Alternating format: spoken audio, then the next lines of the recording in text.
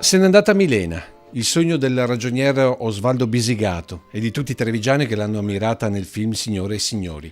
Se n'è andata a 78 anni nella sua casa di Roma la notte scorsa. Volto del cinema italiano, aveva scoperto solo da qualche mese il male incurabile che se l'è portata via. Ma Treviso ama ricordarla così, quando nel dicembre del 2008 venne in città, accolta da un vero bagno di folla. Birna Lisi!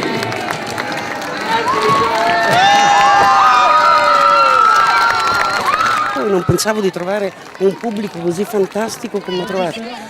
Ragazzi, se devo dire che sono commossa, vabbè, lo dicono sempre, per cui mi scoccia. Sembra quelle cose fatte, sono veramente commossa stasera, proprio tanto, e vi ringrazio molto. Birna Lisi non c'è più, ma Milena invece vive e vivrà per sempre. Lei che ha rappresentato la protesta dell'amore davanti alle regole del perbenismo, dolce sognatrice di un principe azzurro che alla fine per lei si lancerà dei merli di Piazza dei Signori come gesto estremo contro le ciacole dei portici. Lei che infine rappresenta e rappresenterà per sempre l'amore impossibile di tantissimi trevigiani. Che